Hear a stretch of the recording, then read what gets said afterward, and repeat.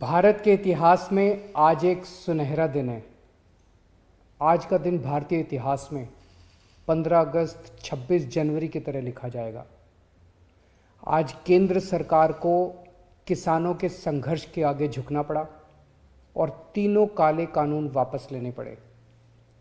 आज सिर्फ किसानों की जीत नहीं हुई है, आज जनतंत्र की जीत हुई है।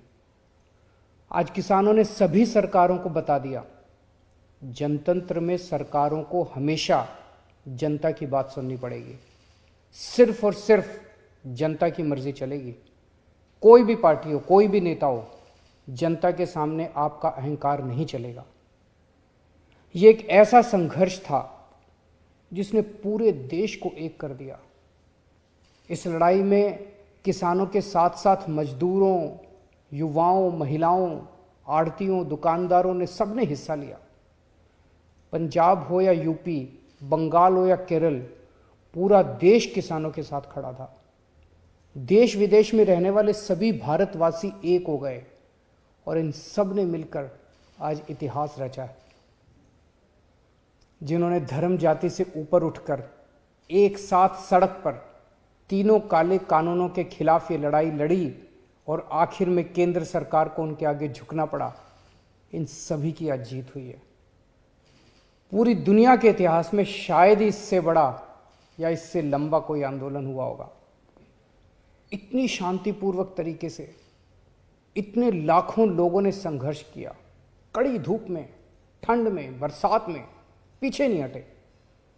इस आंदोलन को तोड़ने के लिए सरकार ने, पूरे सिस्टम ने, एजेंसियों ने, पूरे के पूरे तंत्र ने न जाने क्या क्या कोशिश की। किसानों को आतंकवादी कहा, खालिस्तानी कहा, एंटी नेशनल कहा, सब तरीके से घेर के उनको, उनके हौसले को तोड़ने की कोशिश की गई। लेकिन किसानों के लिए भी आज़ादी की लड़ाई थी। आज़ादी के दीवानों की तरह किसानों ने भी कमर कस के ये लड़ाई लड़ी और जीते।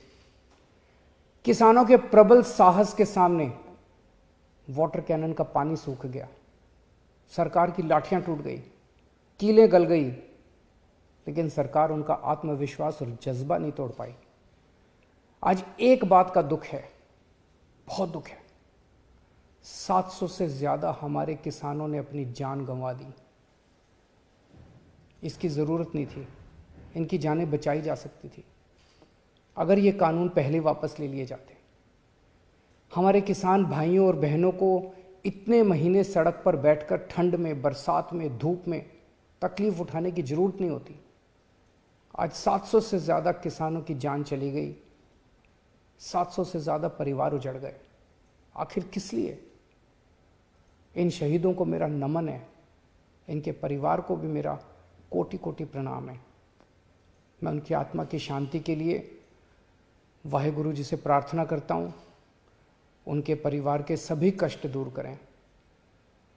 पर आपकी कुर्बानियों को ये देश कभी नहीं भूलेगा।